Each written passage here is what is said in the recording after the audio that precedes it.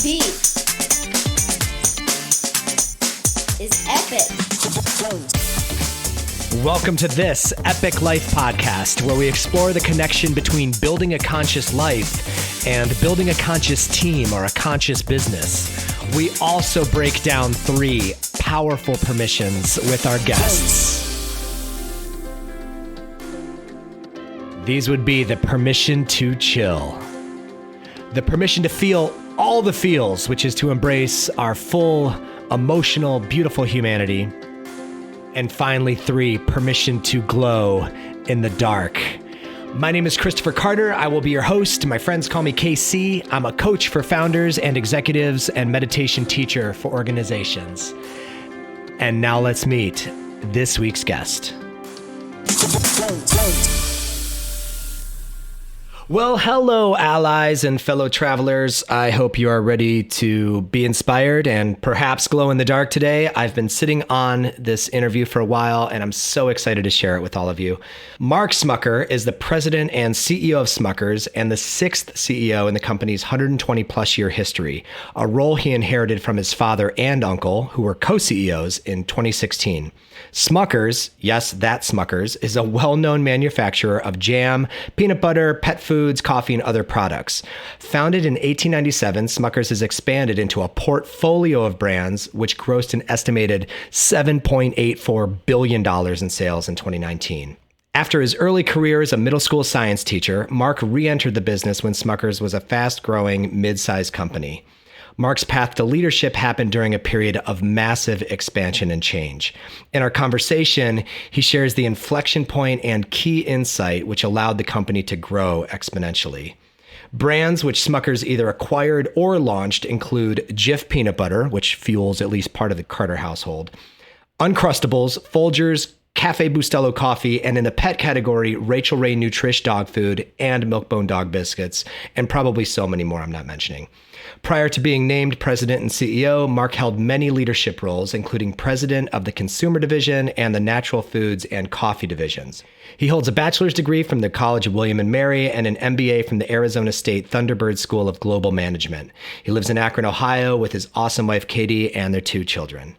We cover so much great stuff in this conversation, and what I love about Mark is how he shows up authentically in all areas of his life and business. As you'll hear, he's incredibly passionate about people, workplace culture, and corporate responsibility. Under his leadership, the company continues to meet aggressive goals to reduce waste, water use, and also educate suppliers on more sustainable farming practices. Mark also has an intense passion for music and DJs house music regularly as DJ Mind E. Yes, you just heard me correctly. A Fortune 500 CEO also DJs house music regularly as DJ Mind E. I love his music and his mixes. We link them in the show notes below, and get ready to hear this CEO drop some pretty sweet human beatbox. We discuss the opportunity of bringing more of ourselves to work and why it's so important. How Mark shows up to his many roles as a family guy, CEO, chief sustainability officer, and a house DJ is a great example of what we call full life integration. This Epic Life presents Mark Smucker.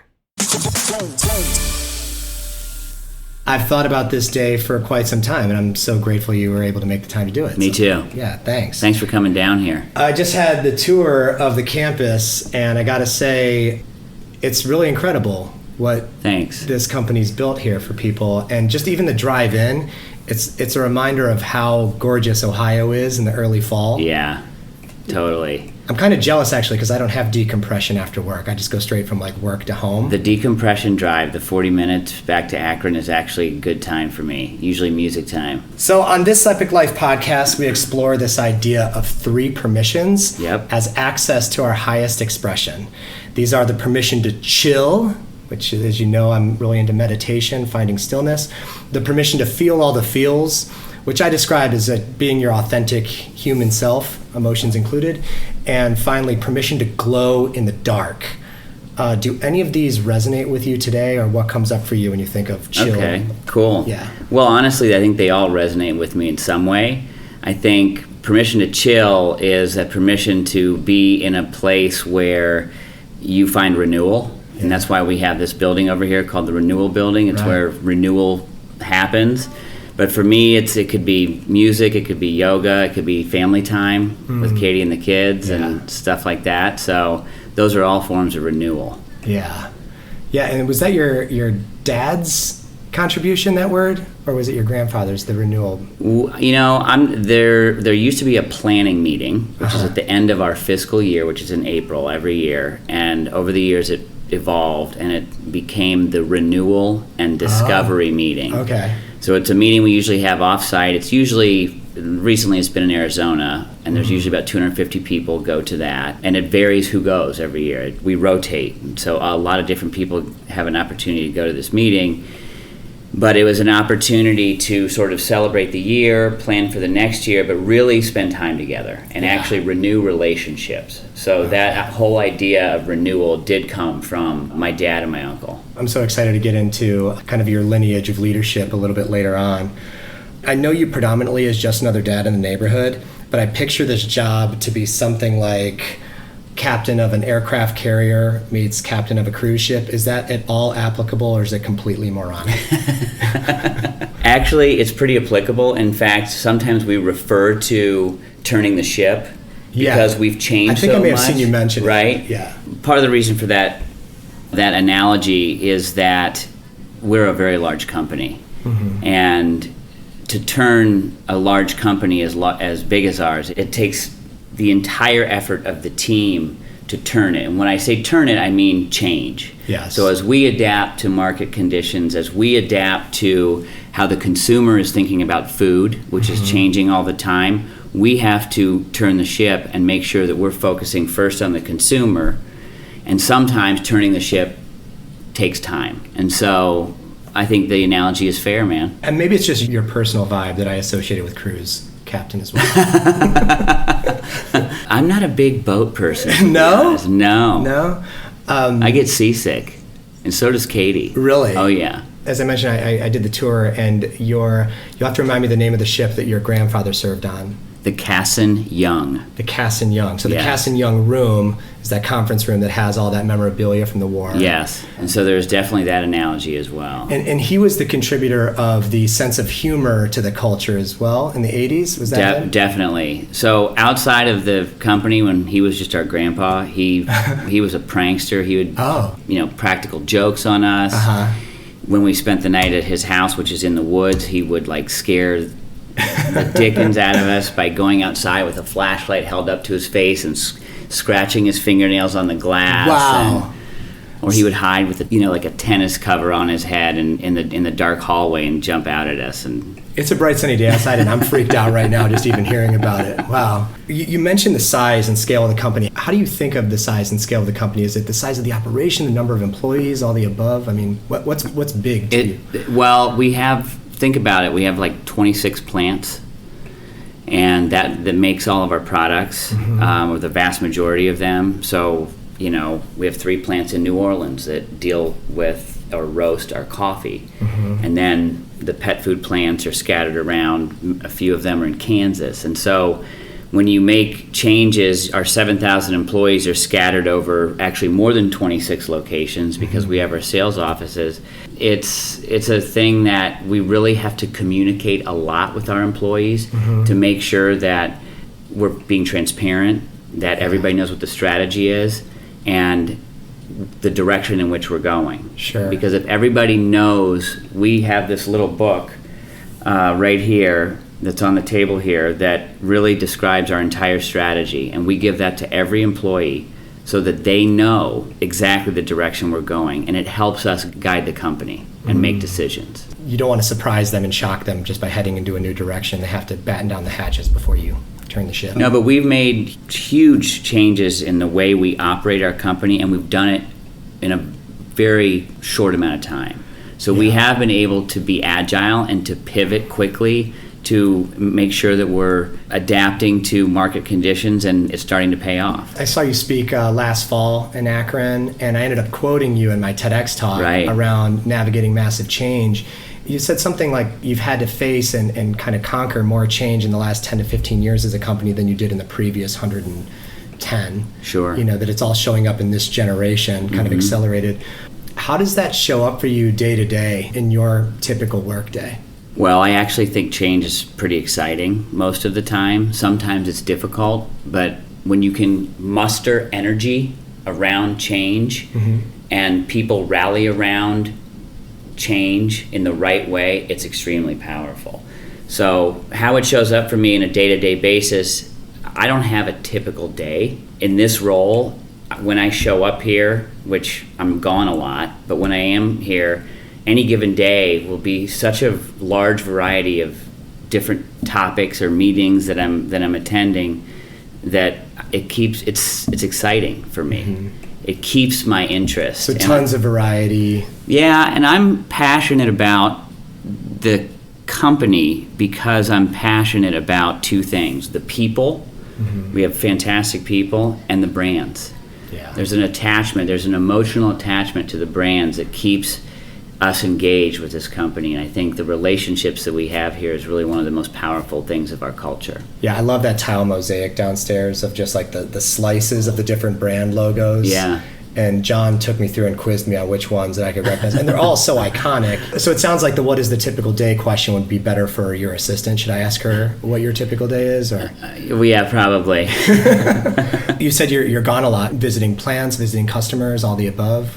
Yeah, customers, investors, some of our marketing agencies. Sometimes we visit. We have a number of agencies. I try to get out to the plants, to visit the plants, because it is important to see our employees. We recently did a ribbon cutting in a plant in Colorado that makes the Uncrustables sandwiches, so that was fun.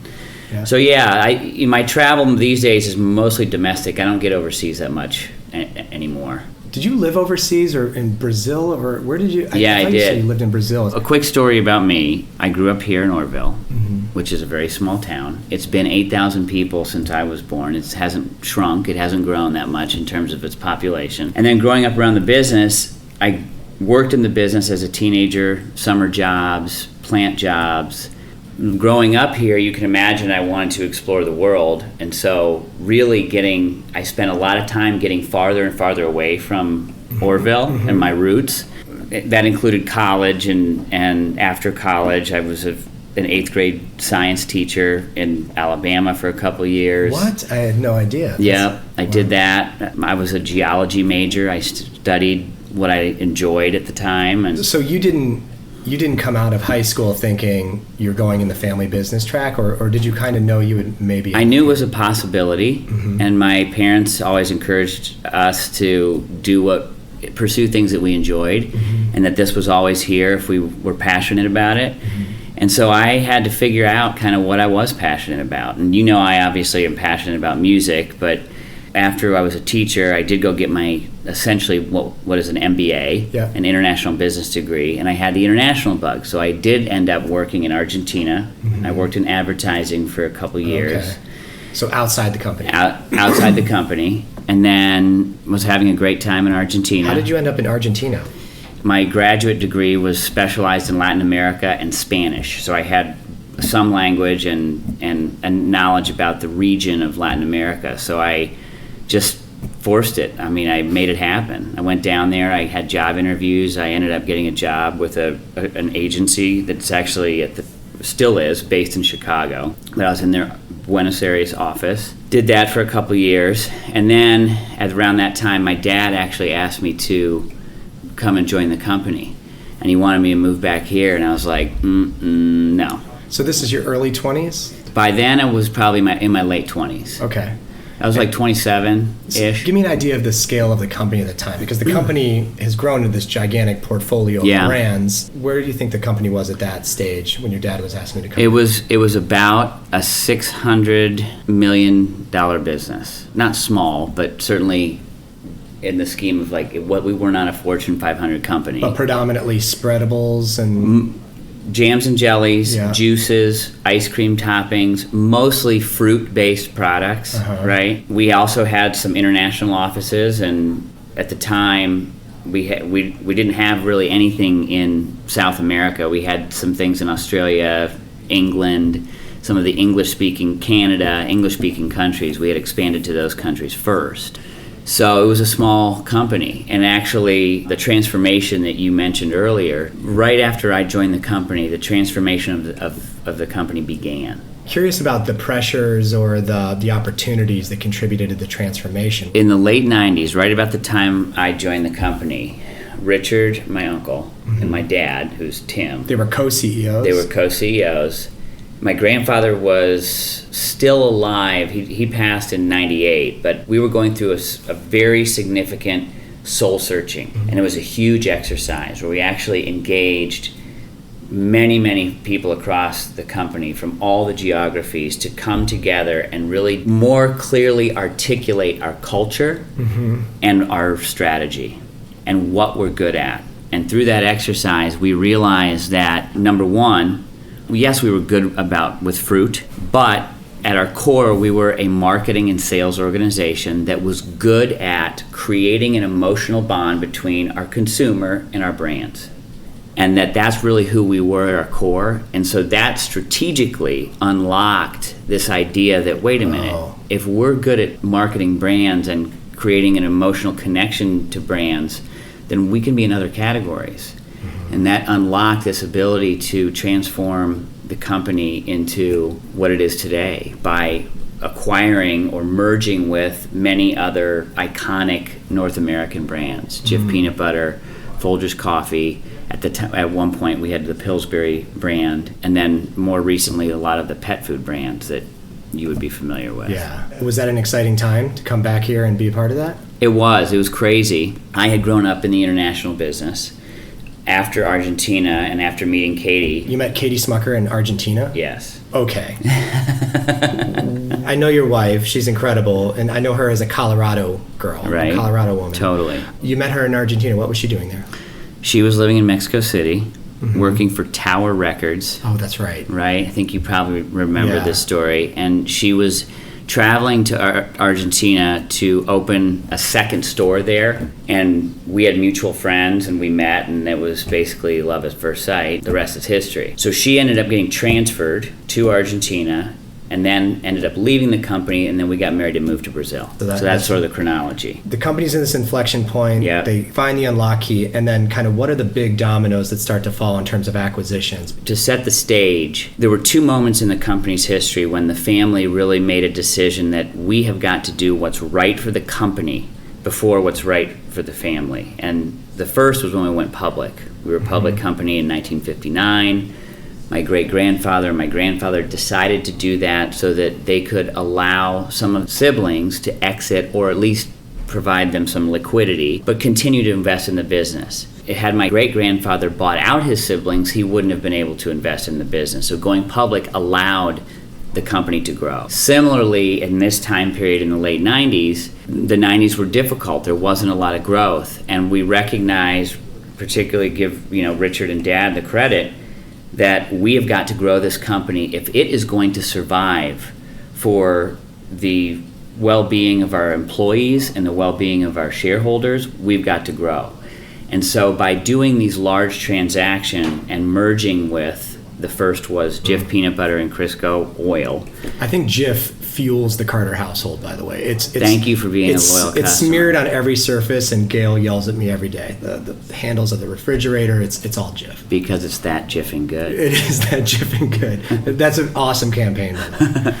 It was Jif and Crisco, and then there was the Pillsbury business. There was a piece of Pillsbury that hadn't been acquired by General Mills. That was baking mixes. We acquired that. Then a few years later, we acquired the coffee business, which was Folgers, a license to the Dunkin' Donuts brand.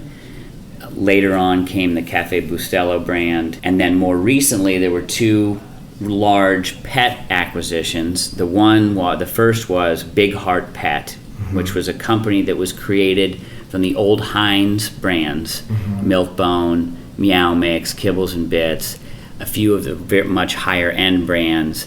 And then we added on an acquisition about a year ago that was the Rachael Ray Nutrish brand to the portfolio. So it runs in each of the categories that we're in, coffee, pet, and food.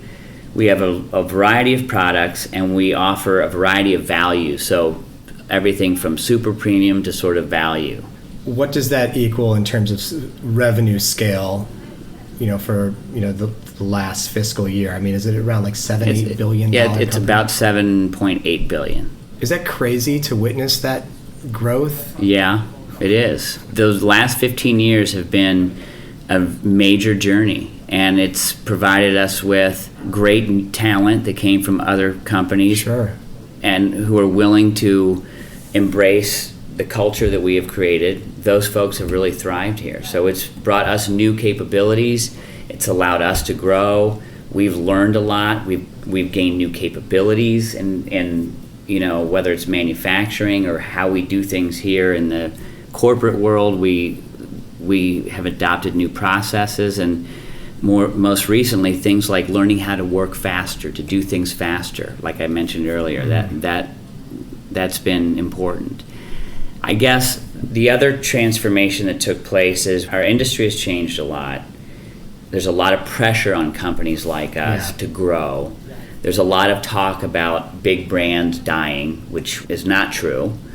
And since we're in a phase now where we're really trying to ensure that what we have built grows, that's why we've spent the last 3 years since I've been CEO building new capabilities to ensure that we're the best at supporting our brands, that we preserve this special and unique culture that we've created, to ensure that people are accountable to delivering what we say in our strategy we're going to deliver. Before we get into some of those specific things, because I have so many questions, the thing that blew my mind probably the most on the tour of the campus here this morning was seeing that war room of social media. Oh yeah. Listening and observation, right. how in tune that staff is with what's going on across the entire web. Did you talk to them a little bit? Oh my gosh. You asked them I asked them if they were from the future and if their parents had any understanding of what they do for a living, and they said no, they don't. Just the amount of metrics and technology and that screen that they were looking at. So it was like largely positive in the moment that I was in there, but I asked them like, what does it look like when, something goes negative, or, how do you respond to that? And before I get into that technological piece, just curious on your personal level, as far as your leadership goes, what were some of the things that your family did to help prepare you to take this on? Because it doesn't sound like there's a manual they could just hand you, like here's what you're going to be dealing with. But what were some of the requirements, or what do you think prepared you to navigate this level of change? First of all, I consider myself very fortunate that I am able to do this job, and I'm able to be a steward of the company for the next generation, because I'm not going to be here forever. I'm only the 6th CEO in the company's history. I had really cool and unique preparation. Obviously, growing up around the business, just like Jackson, my son, did this summer, worked in the plant, did all the odd jobs. Yeah, what did he start on? He got a better gig than me, because I started as the janitor and greasing trucks. He went straight in to operate machines. Yeah, I think he had a hairnet on. You posted a picture yeah, of him. Totally. Yeah, he definitely did. So when we're 16, we start doing that. Most of my cousins have done it. Over the summers, we would do different jobs. We would work in sales or marketing or procurement. One of the jobs I did was going around and actually helping to qualify the fruit that we were buying from the West Coast or Michigan, and make sure that it was being packed Smucker's to our specifications. But then later on, when I was actually a full-time employee, I was moved around a lot. I changed jobs a lot. It felt like it was every 2 years. And was that your conscious choice, or was No, I think it was the intentional grooming to at least get me to a place where I had the opportunity to become the CEO. Okay. I wouldn't say it was a fait accompli. To at least qualify. To qualify. So what were some of those roles that stick out to you as being really formative or challenging? By far, after South America and coming back here, moving to Akron, and buying that house we live in now, although it's changed a lot since we bought it. A little bit. We went to Canada. During that Pillsbury, it was called the Multifoods acquisition. The company was called Multifoods. We acquired that Pillsbury brand.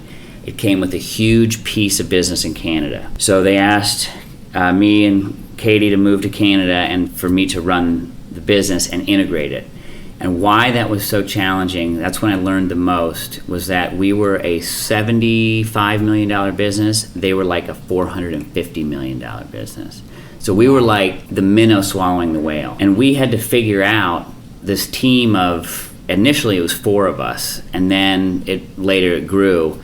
How we're going to integrate this company, how we're going to make them feel like they're part of the broader Smucker organization. And the challenge of running the business, integrating that business, was very difficult. But I think the thing that really stood out for me was how important engaging our people is, and bringing them along, and going back to this idea of transparency and sharing information and talking to them and walking the halls and answering their questions, because they are this company. Yes, the brands are our assets, but so are the people. And without the people, and without having them be all in, it's hard to make it work. So to use your analogy, what does the minnow have that the whale would find appealing to enroll those people in the vision of this is what we're going to look like going forward? Anything stick out for you as far as like getting them on board? So every company has a list of core values, right?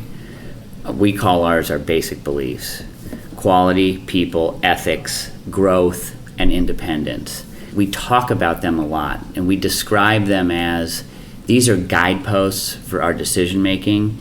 And I think what helps to bring people along the most is that they see, if they're new to the company, that we don't just talk it, we live by those values. And when they see that we live by principles that are not just words on a page, that they can identify with that, and they bring their own values to our company as well, that usually align in some way with ours, and it becomes very powerful. So recognizing that walking the talk is the most important thing, setting an example, treating people the way you want to be treated. I mean, kind of the golden rule. Simple things, but more difficult to execute the bigger you get. Right. Imagine. Your great-great-grandfather, Jerome, who's on every label, part of the Mennonite faith? Yeah, he was a Mennonite. Was there any connection to the core values as they evolved in that Mennonite tradition? Because my experience of Mennonite people are highly principled, very ethically driven, but also extremely humble. He didn't name those 5 basic beliefs, but his favorite Bible verse was a verse from Corinthians that says, "Whatsoever a man soweth, that shall he also reap." The idea is that karma, right? Right. I mean, that's really what it's all about, and it is. And we refer to the golden rule, which is another, Christian-based. It is about treating people with respect, mutual respect. I describe our culture as collaborative internally, but competitive externally. We want to win. We want to be fair competitors. We want to do better than our competition. That's natural, to be competitive. But to internally collaborate in a way that actually binds us together and allows us to be stronger as a company as we compete in the marketplace. So you won't find, for example, disagreement is great, and we need it, because if we don't disagree with each other, we don't get to a better outcome. But if we do that in a respectful way and we have mutual respect for each other, it helps, versus a confrontational culture. We are not a confrontational culture. When you think about your predecessors, family members, contributions to this job or in this role, your grandfather Paul, as we were discussing, contributed that sense of humor and that lightness to it. What do you think your dad and your uncle contributed uniquely to the culture? First of all, I think together they were visionary in what they were able to see that we needed to do, this transformational growth. So they were visionary in that way. The other thing I'm very appreciative for them both is that they're both incredibly supportive of me. My journey to be in the seat wasn't easy, but they have been incredibly supportive through the process, but more so even today. Yeah. I would describe my dad as caring. He's sort of a benevolent presence. In fact, he was just outside my office a minute ago. I was going to call him in. Oh, cool. I don't think I met your dad. I met your mom at the 4th of July parade. I'm always dressed as George Washington when I meet your mom. Exactly. And then Richard, I think, at his core is a pretty fun-loving guy. He's a fun guy to be around. He's a guy you want to go out and have a beer with. I think that's one way to describe their personalities. What do you borrow from their dynamic? Because they're kind of a rare breed to have a co-CEO situation. Totally. Let alone brothers that are so high functioning through transformative growth, creating transformative results. What do you borrow from them to bring to your own approach to the job? Well, I'm fun-loving. I mean, I have my hunches. We'll get into that in a second. So I think, there's certain family traits, if you will. I would like to think of myself as kind. I hold my grandfather up as one of the best examples of how to be as a human being. Despite him trying to scare the crap out of us, when we spent the night at his house, he was a very loving, soft-spoken, kind person. I'm not saying I'm soft-spoken. Just someone who actually cared about other people and was always kind to folks, no matter where you might encounter them or where you might find them in their day or their life. He was always kind. If people say I'm like that, I think that's a huge compliment. When John was giving me the tour of the lobby of this newest building, the main headquarters, 1 Strawberry Lane, he said at first it was kind of difficult because the company had been humble for so many years. To tell and to share this story and this heritage of excellence outside of these walls was kind of, why would we want to share that? A little foreign. So how do you think about the balance between pride and humility? I think what's changing a little bit is we have to be not boastful, but we have to talk about what we're doing, because today's consumer is so connected, and they want to know where their products come from. They want to know that they come from a company who has values, who takes care of the earth, who takes care of the communities in which we operate. Because of that, we have had to start, even doing this podcast, starting to talk about ourselves more is very important. I think it's the reason that we've been able to recruit so many talented people, even though people say, well, Orville, where the hell is Orville? And it's only an hour from Cleveland. Yeah. But when people know what we have here, they're more excited to come.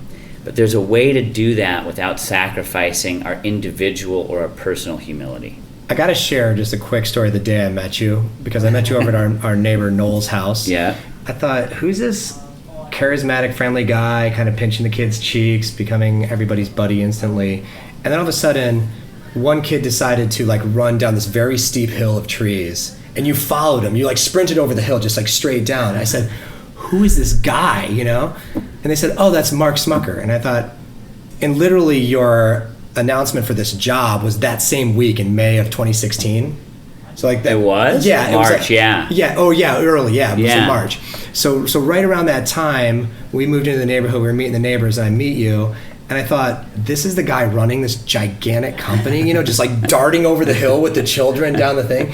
And then I started realizing that you're super into music and DJing. Which you are as well. Yeah. But you've become such a fascinating case study for me in kind of the integration of the things outside of work that make you, and how you bring that to work and focus that into the job rather than keep things separate. Because I think we see a lot of people struggle from keeping those things separate. Yeah. Do you mind if we talk about DJing a little bit? Totally. Okay. And I'm into it. I told you that the only requirement for doing this interview was I'm going to need you to give me some beats to put with this, because I want to share some of the types of music. You mean like a human beatbox? If you want to get into that, we can.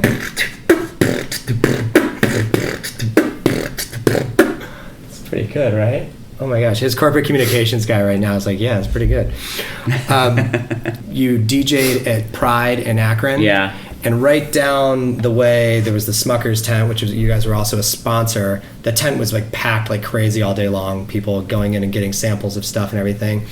Was it always easy for you to share, who you are outside of work in the context of this job? Because I would imagine you have some high visibility in terms of certain moves that you make. I would say no, that it wasn't always easy. And I did probably try to keep some of that separate. And what I've learned over the years is you have to bring your whole self to work. Because if you're two different people, if you're somebody different at work than you are outside of work, you're not going to do the best job. And why would you want that? We want people here that feel free to express themselves. And what I found was being open about my outside interest humanizes me.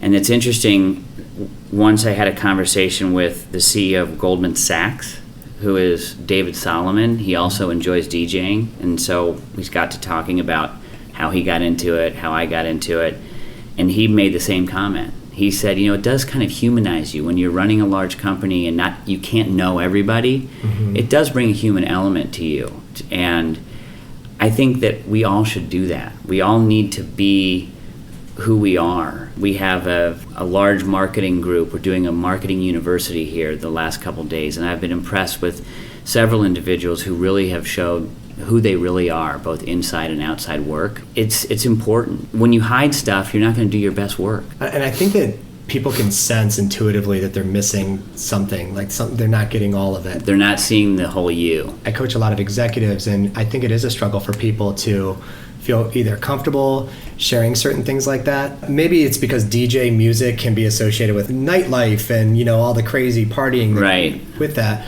So did you discover DJ music before you lived in Argentina and Brazil, or were those two places?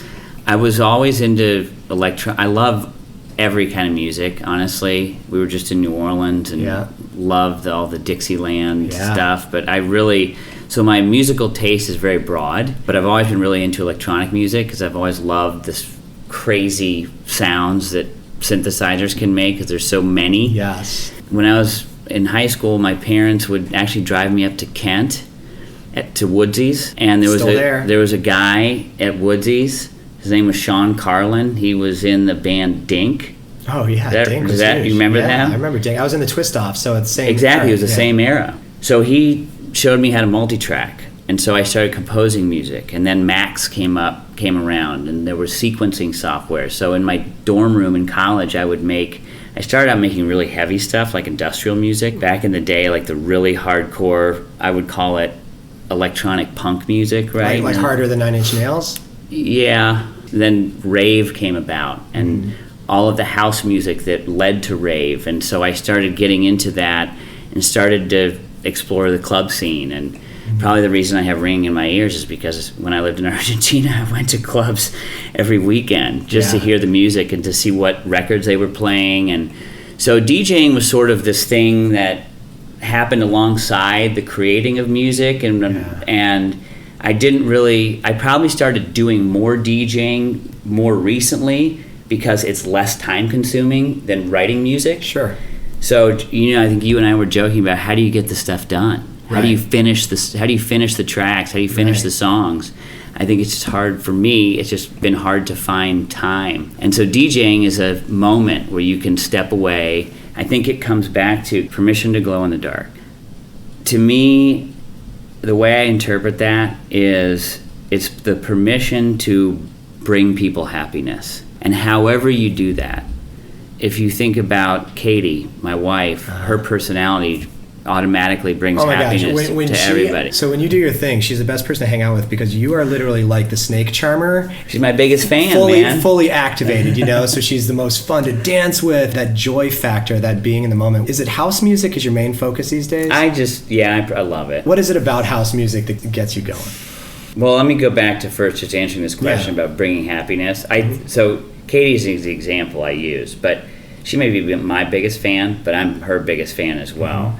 But it's the opportunity to share what you love with people that everybody also enjoys. So I think that's really, for me, what it is about glowing in the dark. What is it about house music? It's soulful. People think of it as this 4 on the floor.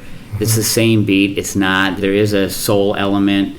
And it's happy music. It's uplifting music. How do your neighbors feel about you purchasing a subwoofer and demoing it on your back patio? Because when I see your Instagrams about that, I'm thinking he's either making allies or... That didn't last very long. Noel was over that day. Our mutual friend talked me into that subwoofer, and so we were testing it out with some Beastie Boys.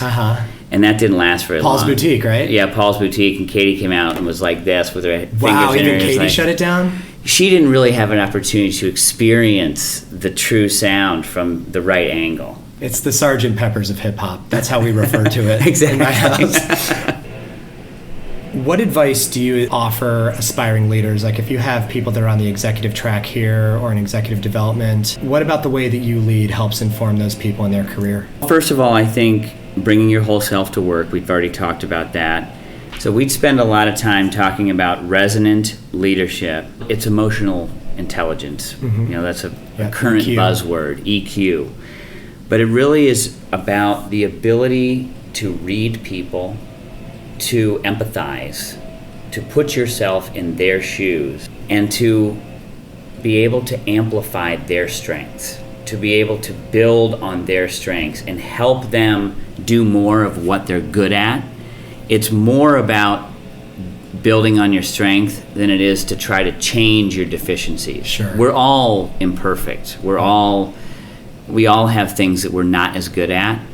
We need to try to do more of what we are good at. And so I think those individuals, those leaders who can identify and help their coworkers or their team do more of what they're good at is when we really shine. What are the strengths that you lean on in your leadership?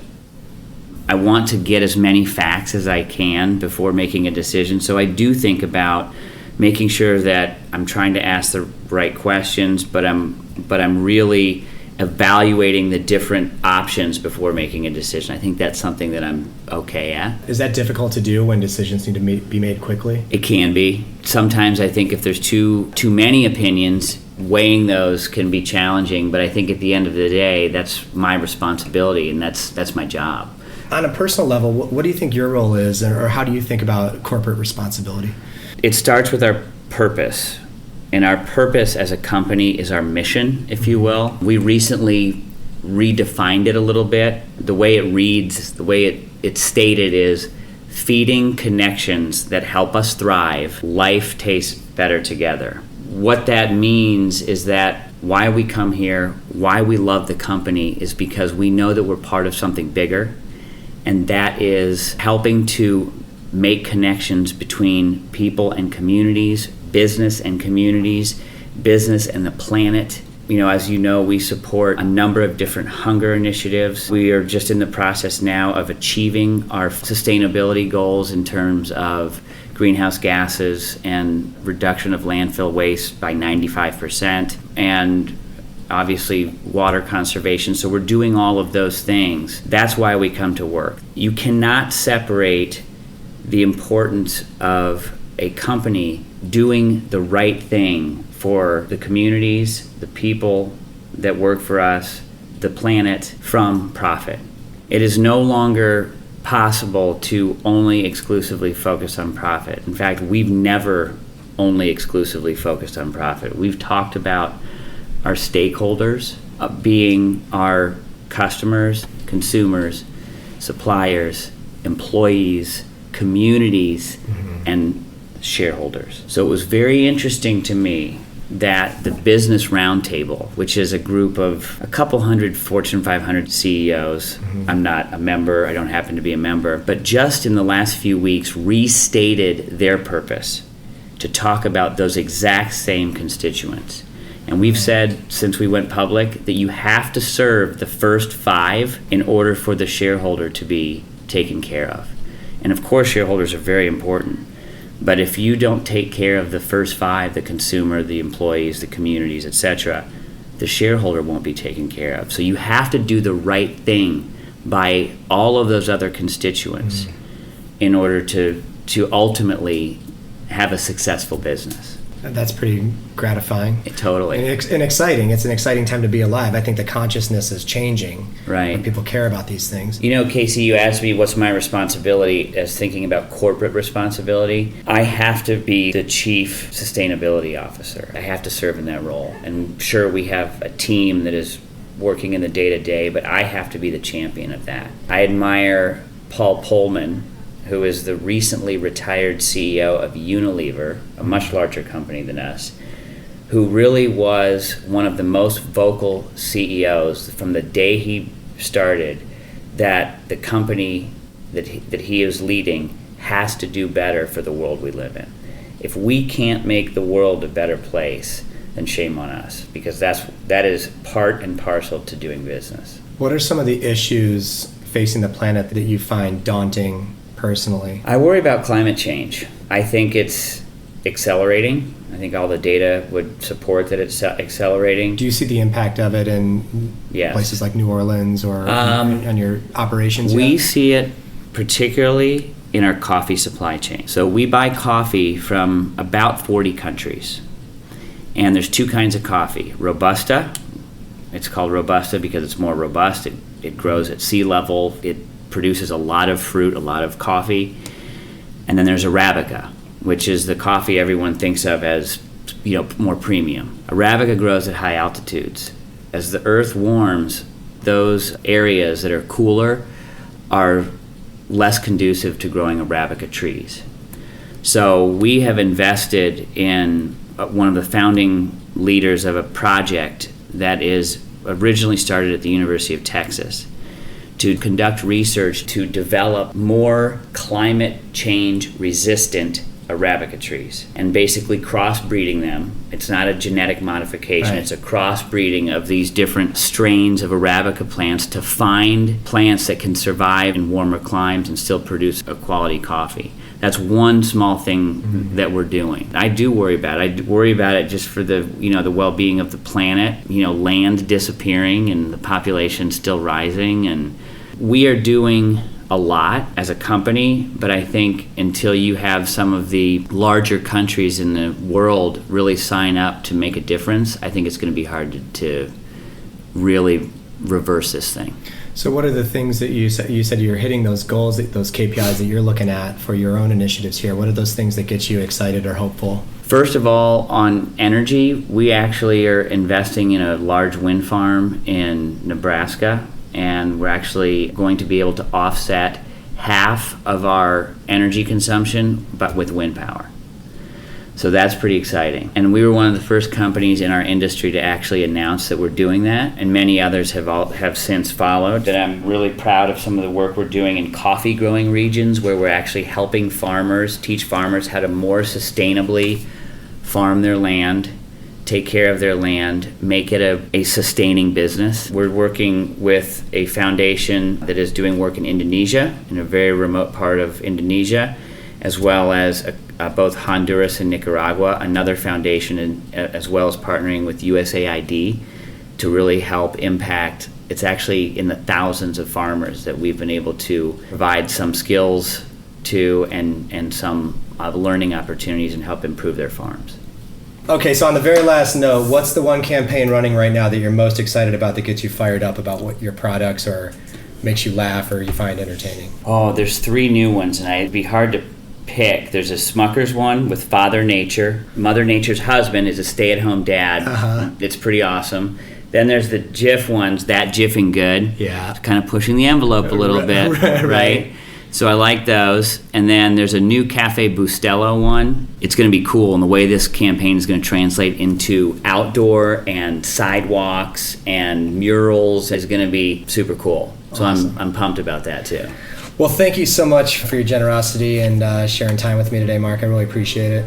Anytime, man. It's always a pleasure to see you. I'll see you at the next show, I'm sure. Thanks, Casey. And thank you so much for listening. If you resonated with our conversation today, we are currently enrolling high potential leaders, executives, and entrepreneurs for a transformative retreat in Costa Rica at the end of February. Please check us out online at thisepiclife.com/retreat. And until next time, glow in the dark.